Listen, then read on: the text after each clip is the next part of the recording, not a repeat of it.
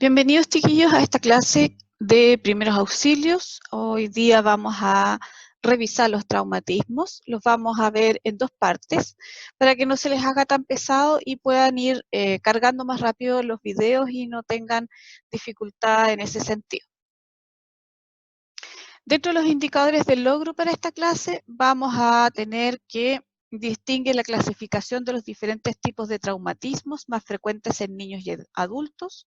Distingue las múltiples lesiones más frecuentes y complicaciones debidas a traumatismos en las distintas zonas del organismo.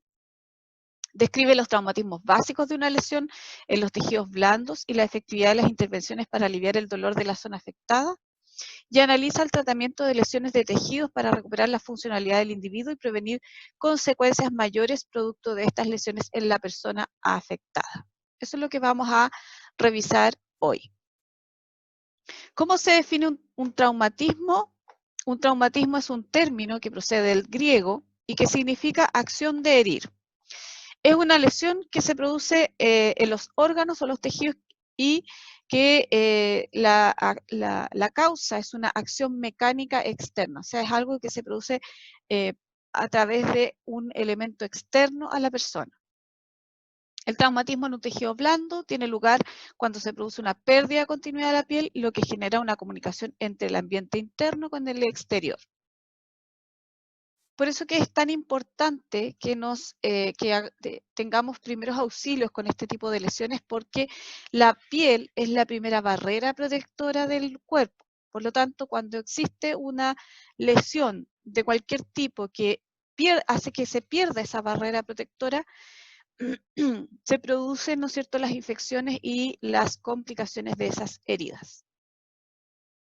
Veamos cómo se producen los tipos de lesiones. Acá esta foto es muy gráfica.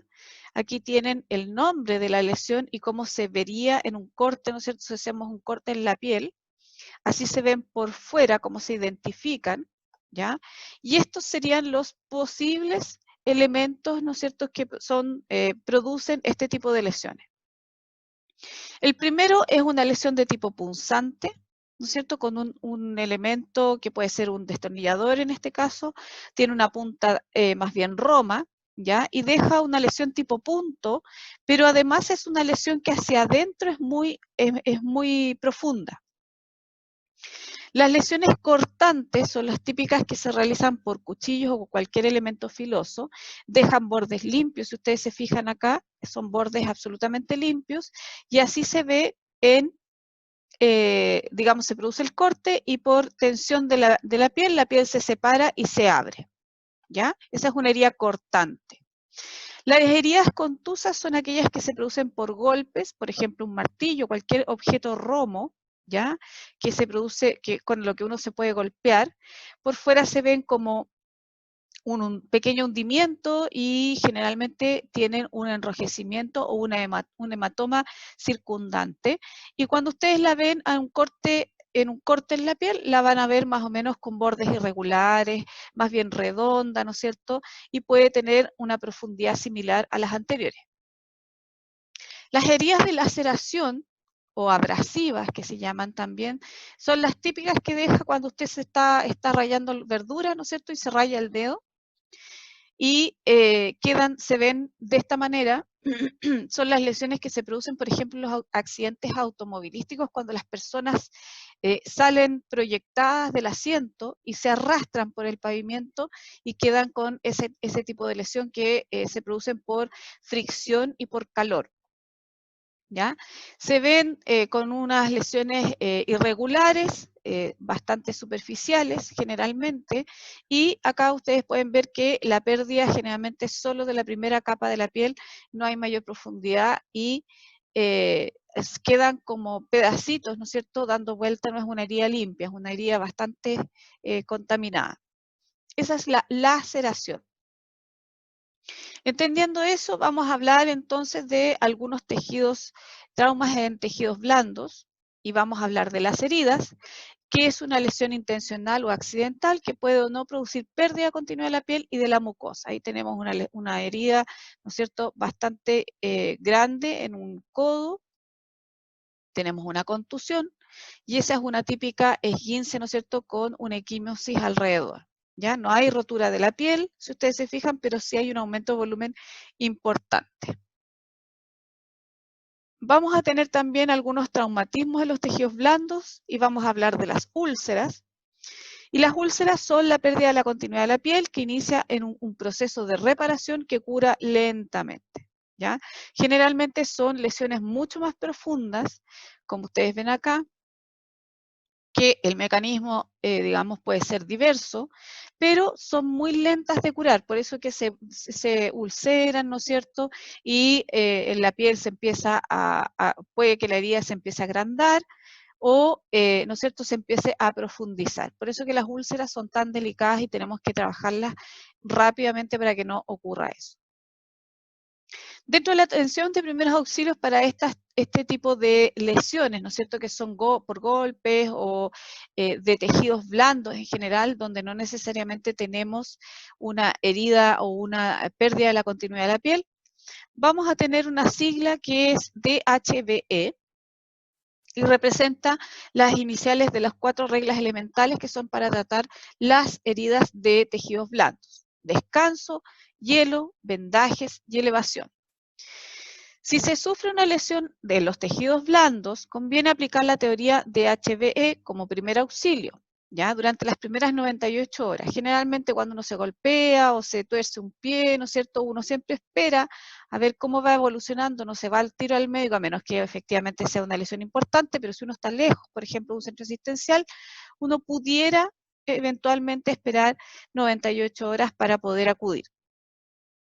De esa forma, si uno aplica estas reglas de acá arriba, ¿ya?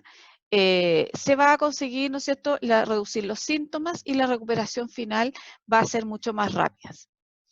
Si los síntomas persisten tras haber transcurrido 48 horas, hay que consultar al médico, ¿no es cierto?, para que examine si se trata de una fractura u otra lesión grave. Eso sobre todo en relación a las esguinces. Veamos de qué se trata el descanso de la zona lesionada y el hecho de evitar cualquier clase de movimiento innecesario estimula la recuperación de los tejidos dañados, reduciendo posteriores hemorragias e hinchazón. ¿Ya? La idea es que, por ejemplo, si fue una mano o si fue un pie, ese pie no tenga movimiento. O sea, si fue un pie, lamentablemente no va a poder caminar. Si fue una mano, dependiendo de la mano que sea, ¿no es cierto?, va a haber acciones que no va a poder hacer con la mano. El hielo, se recomienda que se aplique compresas de hielo en la zona afectada durante 10 minutos y cada 3 horas. El hielo es intermitente, ¿ya? No es que uno deje el hielo puesto y generalmente las bolsas de hielo hay que cubrirlas con una toalla o un género grueso para que no produzcan quemaduras por hielo, que esa es la otra situación que se produce en este tipo de atenciones. ¿Ya? El hielo se pone por 10 minutos generalmente y se cambia, se va cambiando, se deja reposar la zona afectada, ¿no es cierto? Y se va rotando, digamos, para no producir quemadura por hielo. El frío alivia el dolor y reduce la hinchazón, ¿ya? Los vendajes, el vendaje elástico, por eso que en el botiquín teníamos una venda elástica, ayuda a reducir la hemorragia y la hinchazón. Tal vez puede que se necesite ayuda para aplicar el vendaje de manera correcta y aquí no nos vamos a detener mucho en esto, se supone que esto lo ven en los talleres, pero básicamente debe cubrir perfectamente la zona lesionada, aunque no se deben apretar demasiado porque se obstaculizaría la circulación sanguínea. Para realizar los vendajes se necesita entonces seguir algunos principios básicos y uno de los principios básicos dice que uno tiene que vendar en el sentido hacia el corazón, o sea, de lo más lejos del corazón hacia el corazón. ¿Ya? O sea, eso es lo que uno dice de distal a proximal. Por ejemplo, si es un brazo, habrá que vendar partiendo desde la mano y terminar hacia el hombro. ¿Ya? Otro principio básico es que uno tiene que ir probando, ¿no es cierto?, que no quede muy apretado, que permita la circulación sanguínea y para eso uno tiene que tocar la temperatura de la extremidad que uno está vendando para asegurarse que efectivamente sigue manteniendo una circulación adecuada. Todos esos principios básicos y cómo se realiza un buen vendaje lo vamos a ver en los talleres. La elevación del miembro o la zona lesionada se hace en el fondo para reducir la hemorragia y la hinchazón, y con eso se favorece, ¿no es cierto?, el drenado de todo el líquido que se va acumulando por la hinchazón, ¿ya? Sobre todo también si es que existe alguna hemorragia, también va a disminuir la salida de sangre. Ahí tienen una imagen de cómo debe hacerse un vendaje, ¿no es cierto? Y lo que yo les decía es que tienen que partir desde la punta del pie hacia arriba. Generalmente los vendajes son en una forma de 8, intercalados unos a otros. Hay varios tipos de vendajes. Y se tiene que mantener la extremidad en descanso y elevada para disminuir la inflamación. El hielo no es un hielo suelto, digamos, se tiene que cubrir la zona afectada, ojalá con una toalla o algo, y ese hielo es intermitente. Y la idea del hielo es justamente, con todo lo anterior, producir, ¿no es cierto?, deshinchar la zona afectada y bajar también estos hematomas que se producen cuando son lesiones de tejidos blandos.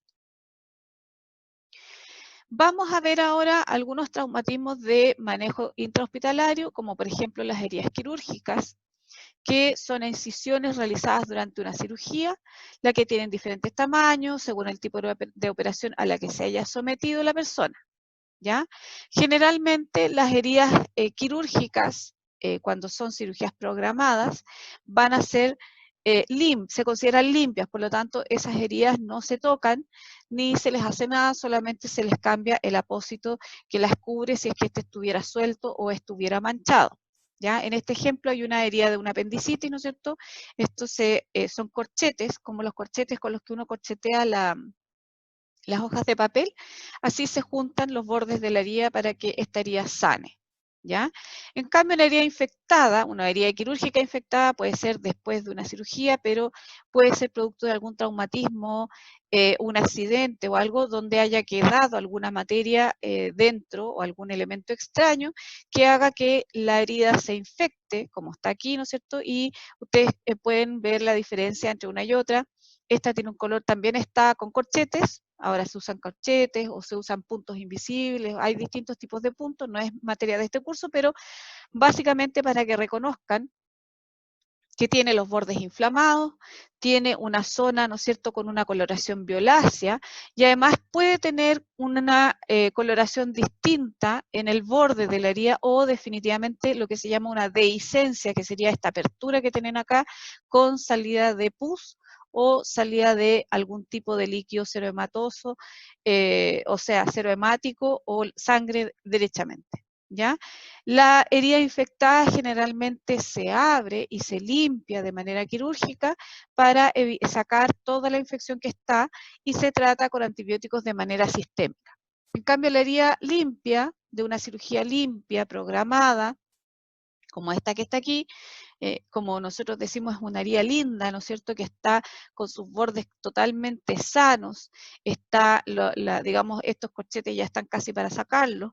Esas heridas no se tocan, ni se les pone ningún desinfectante, sino que se trata de mantener un ambiente lo más fisiológico posible para que puedan curar sin problema. Dentro de los traumatismos vamos a tener heridas quirúrgicas, ¿no es cierto? Como yo les decía, es una incisión realizada durante una cirugía, la que tiene diferentes tamaños según el tipo de operación a la que se haya sometido la persona. En este caso vamos a ver una herida quirúrgica con drenaje, ¿no es cierto? Donde se hace una apertura, ¿ya? Digamos, da lo mismo un poco la razón por la que se puso el drenaje, pero aquí está el tubo del drenaje, y en este caso este sería una herida con drenaje limpia, donde volvemos a tener la figura de una herida con bordes afrontados, con corchetes nuevamente o puntos, ¿ya? Pero con una salida de un tubo que tiene que mantener sus bordes limpios y con un color, digamos, más o menos normal.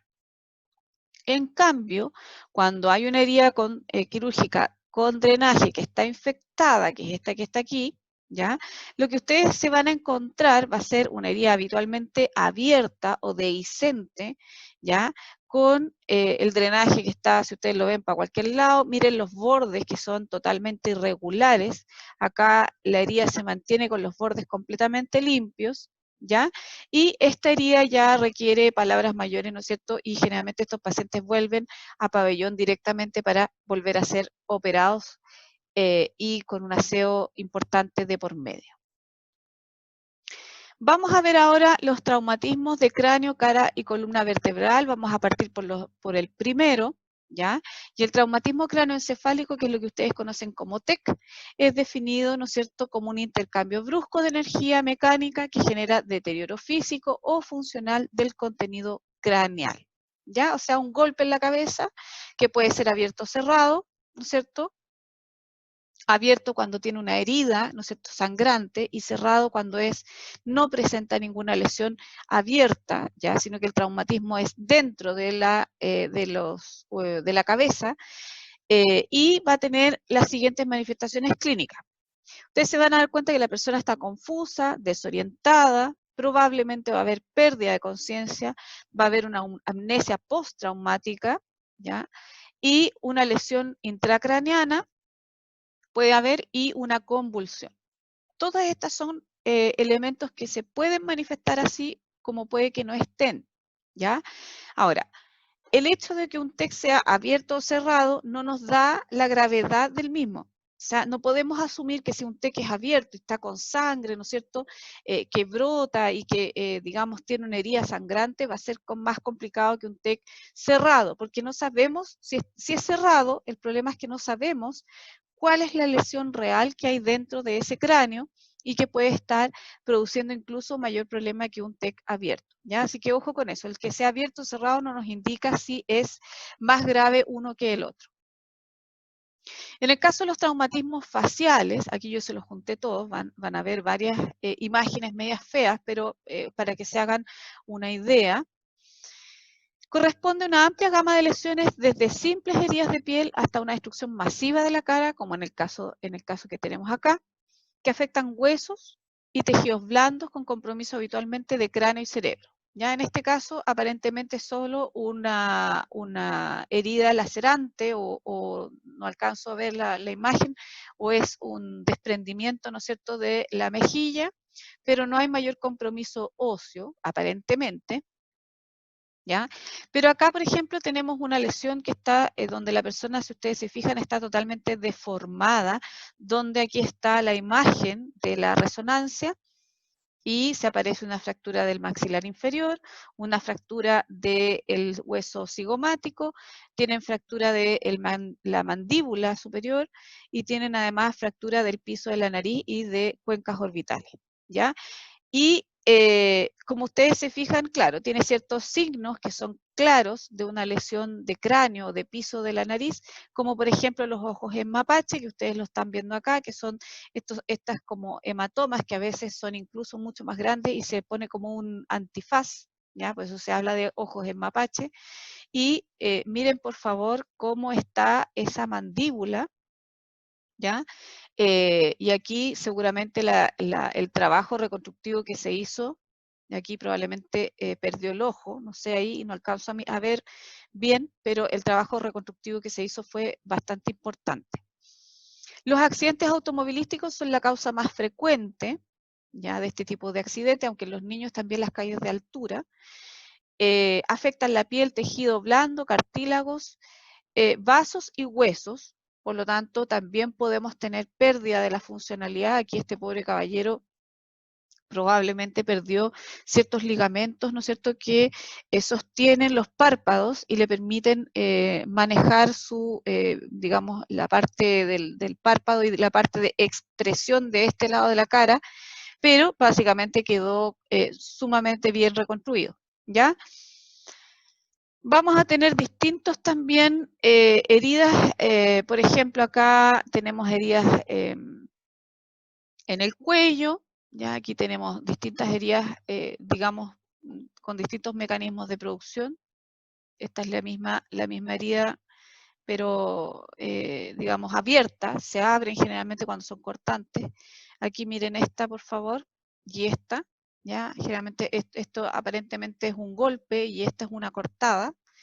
Y así se van restaurando las heridas hasta que quedan, ¿no es cierto? Así es como como comenzó y así es como terminó. Aquí hubo una intervención quirúrgica, ¿no es cierto?, para afrontar esos bordes.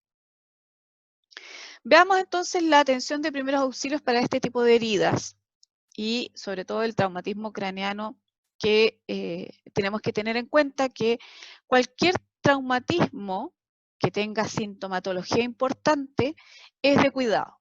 ¿Ya? Eso es lo primero que ustedes tienen que tener en claro y vamos a aprender a administrar los primeros auxilios básicos y con eso incluso pueden salvarle la vida a alguien. ¿Ya?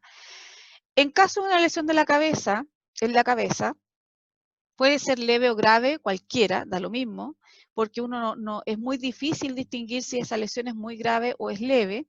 Lo primero que vamos a hacer es llamar al número local de emergencia, ¿no es cierto?, que en el caso nuestro es el 131, ¿ya? Al SAMU, la ambulancia y esperar, y en el intertanto que llega el SAMU, lo primero que vamos a observar, ¿no es cierto?, son algunos signos, que son los que están acá, que son indicativos de que hay una lesión importante a nivel cerebral.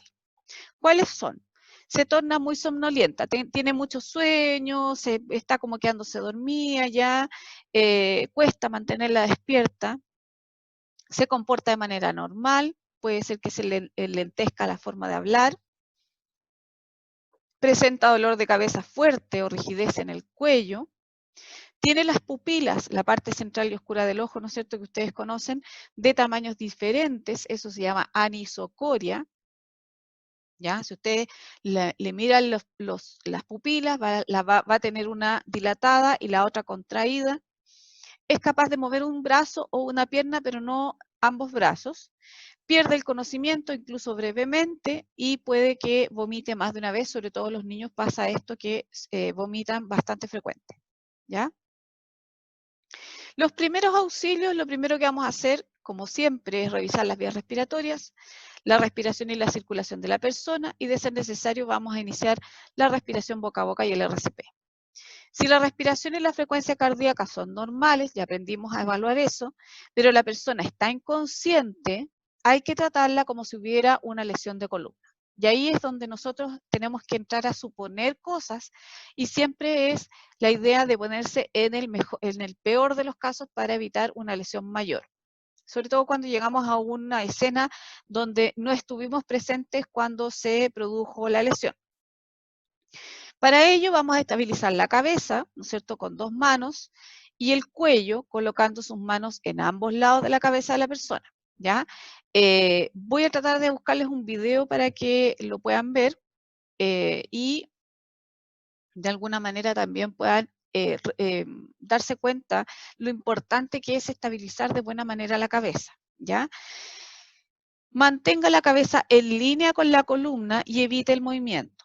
Y espere a que llegue la ayuda médica. O sea, mantener la cabeza fija, si es que está respirando, ¿no es cierto? Vamos a hacer primero la estabilización de la cabeza porque podemos tener una lesión y para que no se nos complique vamos a fijar esa cabeza. Después vamos a detener cualquier sangrado, si es que hay, presionando firmemente con un pedazo de tela limpio sobre la herida. Y eso es como el tratamiento general para cualquier herida. Si la lesión es grave, tenga cuidado de no mover la cabeza de la persona y si la sangre empapa la tela, no hay que quitarla, que esto creo que se los comenté en algún minuto, sino que hay que poner otra encima de esa. ¿Por qué? Porque en el momento en que se empapó esa tela, se va a empezar a formar el coágulo primario, que es digamos, el coágulo o el tapón primario, que es lo que va a empezar a permitir que esa herida empiece a, digamos, disminuir su sangrado. Si yo saco esa tela, voy a sacar ese tapón primario y va a volver a sangrar. En cambio, si pongo otra encima, ¿ya? El tapón primario se va a mantener y va a ir disminuyendo el sangrado. Si sospecha que se produjo una fractura craneal, no aplique presión directa en el sitio de sangrado, ni tampoco retire ningún residuo de la herida, ¿ya? Cubra la herida con un apósito de gasa estéril. Solamente eso. ¿Cómo vamos a detectar si hay una fractura craneal? Lo más probable es que vamos a ver hundimiento en la cabeza o una deformidad importante. Cuando hay alguna cosa de esas, no vamos a presionar ninguna herida, sobre todo cuando es en la cabeza. Si la persona está vomitando, también esto creo que en algún minuto se los dije, gírele la cabeza, el cuello y el cuerpo hacia el lado como una unidad para prevenir el ahogamiento, o sea, la posición de seguridad.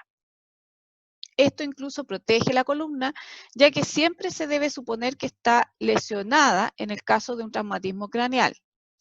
Los niños, como les decía yo, con frecuencia vomitan una vez después de un traumatismo craneal. O sea, ahí hay que tener en cuenta que en general a los niños les pasa eso y hay que saber estar atento y no desesperarse por eso.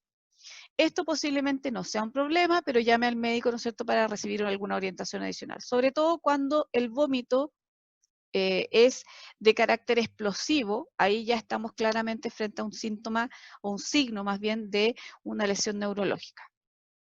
Aplique compresas de hielo en las áreas inflamadas y esperar, ¿no es cierto?, que llegue la ayuda especializada. Lo vamos a dejar hasta aquí para que el video no se les haga muy largo y vamos a seguir con los traumas de columna en el próximo video.